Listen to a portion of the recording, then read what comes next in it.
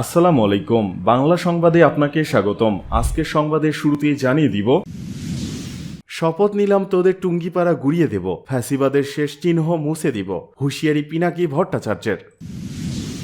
কুয়েট ভিসির পদত্যাগ সহ 5 দাবি, না মানলে ক্লাস পরীক্ষা বন্ধ। আওয়ামী লীগ নেতা আইনজীবীদের সঙ্গে পিপির গোপন বৈঠক। কুয়েটে সংঘর্ষে জড়িতদের রাজনৈতিক পরিচয়ে ছাড়দা চলবে না, মন্তব্য বিএনপি নেতা ইশতিয়াক হোসেনের। যে ছাত্রলীগ হতে চাইবে তার পরিণতি ছাত্রলীগের মতোই হবে, হুঁশিয়ারি হাসনাত আবদুল্লার। 5 দিনের রিমান্ডে সাবেক প্রতিমন্ত্রী কামাল মজুমদার। নাইকো দুর্নীতি মামলায় খালাস পেলেন খালেদা জিয়া। শপথ নিলাম তোদের টুঙ্গিপাড়া গুড়িয়ে দেব, ফ্যাসিবাদের শেষ চিহ্ন মুছে দেব, হুঁশিয়ারি পিনাকি ভট্টাচার্যের। জনপ্রিয় রাজনৈতিক বিশ্লেষক ও অ্যাক্টিভিস্ট পিনাকি ভট্টাচার্য এবার আওয়ামী লীগকে কড়া ভাষায় হুঁশিয়ারি দিয়েছেন। ডক্টর ইউনূসের আয়নাঘর পরিদর্শন শেষে সেখানকার প্রকাশিত ভিডিও ফুটেজে হাহার রিয়াক্ট দেওয়া আওয়ামী লীগের নেতাকর্মীদের তিনি মনুষ্যত্বহীন বলেছেন। এই আওয়ামী লীগের লোকজনদের রাজনীতি করার ন্যূনতম নৈতিক অধিকার নেই বলে তিনি দাবি করেন। পিনাকি আরও বলেন, জুলাই আগস্টের গণহত্যা নিয়ে যাদের ন্যূনতম অনুশোচনা নেই তাদের সাথে তাদের ভাষাতেই জবাব দিতে হবে। ফ্যাসিস্ট শুধু ফ্যাসিজমের ভাষাই বুঝবে। তিনি আওয়ামী লীগ নেতাকর্মীদের হুঁশিয়ারি করে বলেন, আমি শপথ নিলাম তোদের টুঙ্গিপাড়া গুড়িয়ে দেব, ফ্যাসিবাদের শেষ চিহ্ন মুছে দেব। কুয়েট ভিসির পদত্যাগ সহ 5 দাবি, না মানলে ক্লাস পরীক্ষা বন্ধ। খুলনা প্রকৌশল ও প্রযুক্তি বিশ্ববিদ্যালয় কুয়েটের শিক্ষার্থীদের উপর হামলার ঘটনায় ব্যর্থতার দায় স্বীকার এবং নিঃশর্ত ক্ষমা চেয়ে উপাচার্য, উপ উপাচার্য ও ছাত্র বিষয়ক পরিচালকের পদত্যাগ সহ 5 দফা দাবি জানিয়ে আলটিমেটাম দিয়েছে শিক্ষার্থীরা। বুধবার দুপুর 1টার মধ্যে দাবি পূরণ না হলে কুয়েটে ক্লাস পরীক্ষা সহ সব একাডেমিক কার্যক্রম বন্ধ রাখার ঘোষণা দেন তারা। এর আগে গত মঙ্গলবার রাতে কুয়েটে এক প্রেস ব্রিফিংয়ে শিক্ষার্থীরা এই সকল দাবি তুলে ধরেন। লিখিত বক্তব্যে শিক্ষার্থীরা বলেন, কুয়েটে ছাত্রদল ও স্থানীয় বিএনপি নেতাকর্মীরা শিক্ষার্থীদের উপর পরিকল্পিতভাবে নৃশংস হামলা চালিয়েছে। এ হামলার ঘটনায় জড়িত শিক্ষার্থী এবং প্রশ্রয়দাতা শিক্ষক, কর্মচারী, কর্মকর্তার বিরুদ্ধে কুয়েট প্রশাসনের পক্ষ থেকে হত্যা চেষ্টা ও নাশকতার মামলা করতে হবে এবং জড়িত সবাইকে বহিষ্কার এবং ছাত্রত্ব বাতিল করতে হবে। এছাড়া বিশ্ববিদ্যালয়ের সব শিক্ষার্থী, শিক্ষক, কর্মকর্তা, কর্মচারী কুয়েটের ভেতরে ও বাইরে কোনো প্রকার রাজনীতির সঙ্গে প্রত্যক্ষ বা পরোক্ষভাবে যুক্ত থাকতে পারবে না, এ সংক্রান্ত আদেশ জারি করতে হবে। এর বত্যয় ঘটলে আজীবন বহিষ্কার এবং শিক্ষার্থীদের জন্য ছাত্রত্ব বাতিল করতে হবে। আগামী 28 ফেব্রুয়ারি পর্যন্ত কুয়েট শিক্ষার্থীদের নিরাপত্তা প্রদানের জন্য ক্যাম্পাসের বাইরে পর্যাপ্ত সংখ্যক সামরিক বাহিনীর সদস্য মোতায়েন করতে হবে এবং হামলায় আহত সবার চিকিৎসা সংক্রান্ত ব্যয়ভার কুয়েট প্রশাসন থেকে বহন করতে হবে। এদিকে আওয়ামী লীগ নেতা আইনজীবীদের সঙ্গে পিপির গোপন বৈঠক।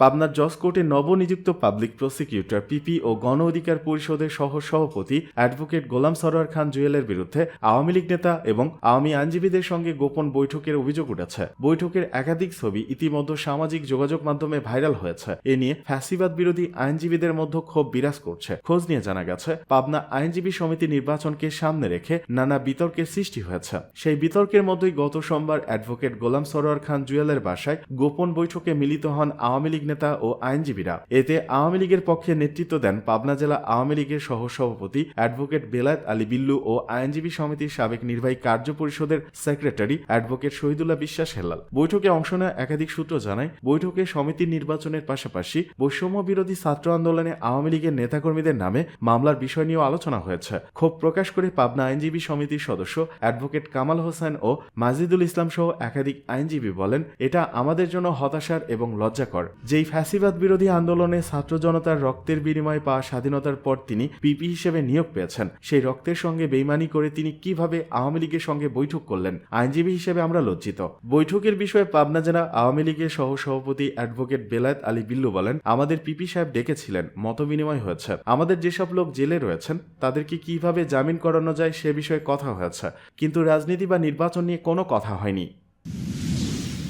কুয়েটে সংঘর্ষে জড়িতদের রাজনৈতিক পরিচয়ে ছাড়দা চলবে না, মন্তব্য বিএনপি নেতা ইশতিয়াক হোসেনের।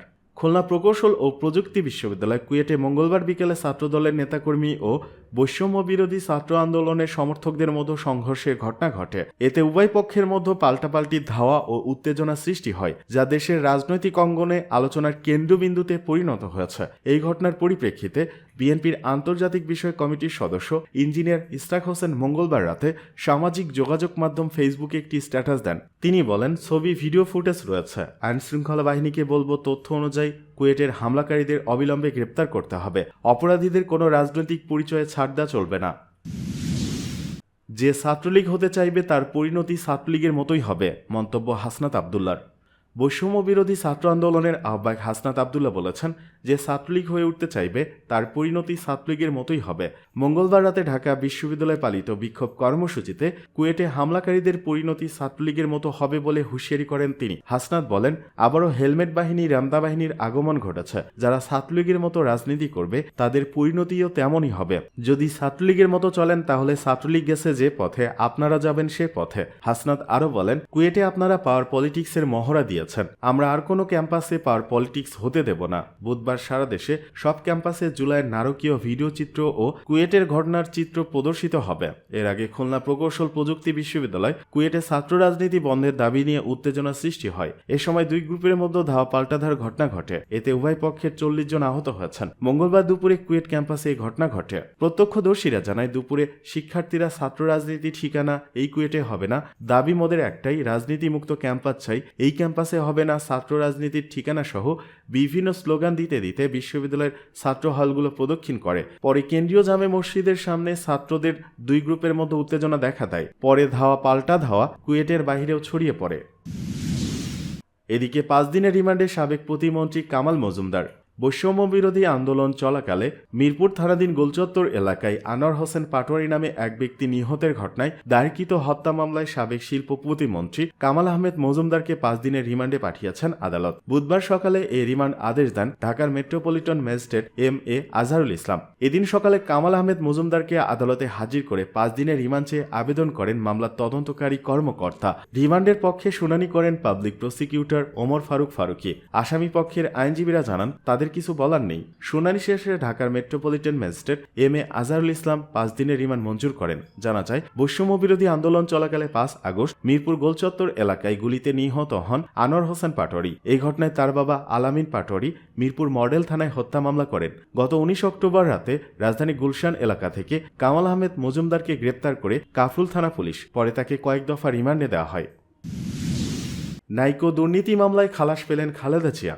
নাইকো দুর্নীতি মামলায় বিএনপি চেয়ারপারসন বেগম খালেদা জিয়া সহ 8 জনকে খালাস দিয়েছেন আদালত। বুধবার ঢাকার বিশেষ জজ আদালত 4-এর বিচারক রবিউল আলমের আদালত এই রায় ঘোষণা করেন। আসামি পক্ষের আত্মপক্ষ শুনানি যুক্তিতর্ক উপস্থাপন শেষে বৃহস্পতিবার দুপুরে ঢাকার বিশেষ জজ আদালত 4-এর বিচারক রবিউল আলমের আদালত রায়ের এদিন ঠিক করেন। আসামি পক্ষরা আত্মপক্ষ শুনানিতে নিজেদের নির্দোষ দাবি করেন। মামলার প্রধান আসামি খালেদা জিয়া চিকিৎসার জন্য দেশের বাইরে থাকায় আদালতে হাজির হতে পারেননি। তার পক্ষে অ্যাডভোকেট আমিনুল ইসলাম হাজিরা দেন। গত 29 জানুয়ারি এ মামলার সাক্ষ্য গ্রহণ শেষ হয়। এ মামলায় 68 জন সাক্ষীর মধ্যে 39 জনের সাক্ষ্য গ্রহণ করা হয়। এরপর ফৌজদারি কার্যবিধি 342 ধারায় আসামিদের আত্মপক্ষ সমর্থনের জন্য 13 ফেব্রুয়ারি দিন ধার্য করেছিল আদালত।